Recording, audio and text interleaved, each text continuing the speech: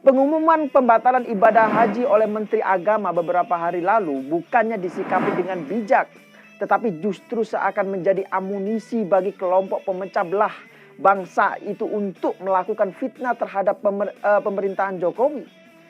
Coba perhatikan saja framing jahat yang dilakukan oleh mereka, mulai dari penceramah yang bernama Haikal Hasan, Wakil Ketua Majelis Syuro Partai Umat yang bernama Neno Warisman, mantan Menteri Kesehatan Jokowi yang bernama Rizal Ramli, hingga Ustadz Abdul Somad.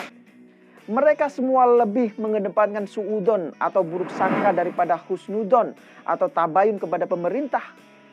Pertanyaannya, kenapa mereka terlihat begitu kompak melakukan fitnah dengan menggunakan narasi agama untuk menyerang pemerintah? Baiklah, saya akan ulas semuanya satu persatu.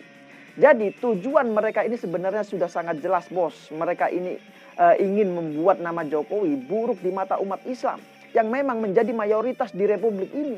Itulah kenapa mereka sering sekali memfitnah pemerintahan Jokowi dengan memanfaatkan narasi-narasi agama untuk menghasut umat Islam.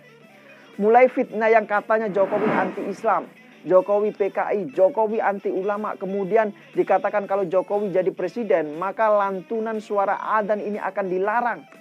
Jika Jokowi jadi presiden, maka pernikahan sesama jenis akan dilegalkan. Dan macam-macam. Nah, percaya atau tidak, umat Islam ini sering menjadi target adu domba dengan narasi-narasi busuk yang keluar dari mulut berbisa para tokoh yang katanya adalah pendakwa agama. Mereka menggunakan mimbar-mimbar bukan untuk mencerahkan umat, bukan untuk mencerdaskan umat, dan bukan juga untuk tujuan fastabiqul khairat atau berlomba-lomba dalam kebaikan.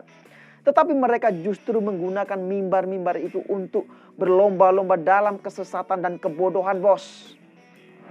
Dan sekarang mereka kembali memanfaatkan berita pembatalan ibadah haji 2021 dengan menfitnah bahwa pemerintah Jokowi telah menggunakan dana haji sebesar 38,5 triliun rupiah untuk proyek infrastruktur.